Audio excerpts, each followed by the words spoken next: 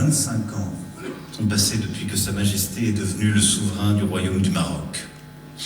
Incarnant la continuité de l'une des plus anciennes dynasties du monde et l'un des visages de la modernité industrielle et technologique. Face à nous, pour le prochain quart de siècle, se dessinent tous les enjeux et tous les possibles.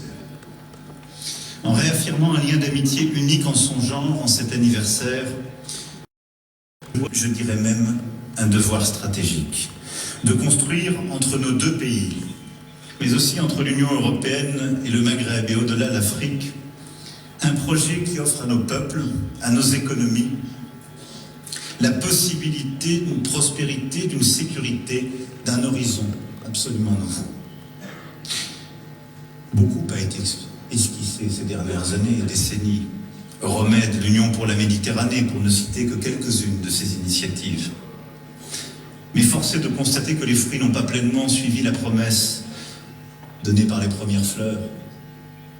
En raison des troubles en Méditerranée orientale, de ce qui s'est passé en Libye, de ses conséquences au Sahel et au Maghreb.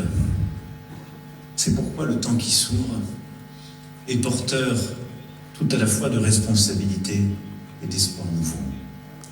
Le Maroc et la France ont aujourd'hui vocation à jeter les fondations d'un partenariat d'exception renforcé entre nos deux pays et proposer aux générations des 25 prochaines années ce nouveau livre lucide, lucide sur le passé mais tourné vers l'avenir. Bien sûr, ce doit être avant tout un espace ordonné dont chacun des partenaires accepte d'être le garant, avec respect et engagement. Je pense à l'immigration illégale et à la nécessité d'une coopération naturelle et fluide en matière consulaire. Oui, ensemble, notre responsabilité est de bâtir un espace maîtrisé de sécurité et de sûreté. Ce sont aussi ces actions qui permettent ce partenariat d'exception qui gagnerait à être plus ouvert pour étudier, pour travailler quelques jours, quelques mois, quelques années, pour tisser et maintenir des liens, un espace où, sur la base d'un cadre clair, ambitieux, fondé sur nos règles respectives, la mobilité des femmes et des hommes, comme celle des marchandises ou des capitaux, peut permettre aux idées, aux projets, aux talents de circuler intensément. Ce doit être l'occasion de redonner à la Méditerranée sa véritable vocation de trait d'union. Et ne rien faire, ne rien imaginer, se donner pour seule ambition de colmater au jour le jour les flux humains qui nous dépassent, reviendrait à nous résigner à subir notre avenir dans une position passive. Ce n'est pas l'avenir que je veux pour la France, parce que la France n'a jamais été aussi grande que quand elle a rêvé, imaginé plus grand qu'elle-même. Et cette vision, je sais que le Maroc la partage avec notre pays. De développement, dont le Maroc est le premier partenaire dans le monde, et dont la stratégie s'aligne parfaitement sur votre nouveau modèle de développement. Je songe aux magnifiques projets pour lesquels vous avez honoré la France de votre confiance, comme le développement marocain du TGV que nous poursuivrons donc ensemble, et c'est une immense fierté pour nous. Je songe aussi à notre vision des industries culturelles et créatives et l'ambition que nous avons en commun d'en faire un élément central d'attractivité, mais aussi d'employabilité pour nos jeunesses.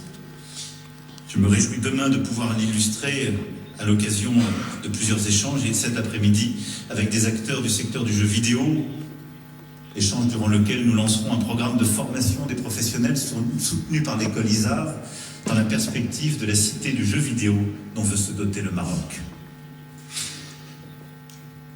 Je pourrais citer là à peu près tous les secteurs.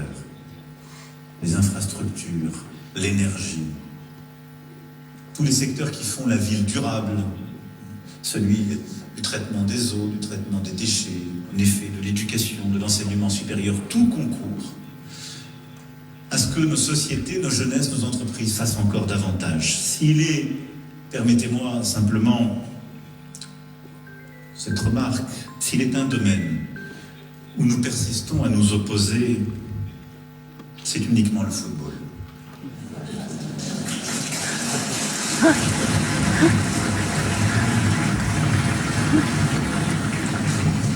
parce que c'est une passion partagée, le match France-Maroc de 2022 restera l'un des grands moments de la Coupe du Monde. Malgré tout, vos joueurs font rêver nos championnats et tant de nos équipes, et c'est une des choses qui réconcilie le Paris Saint-Germain et l'Olympique de Marseille.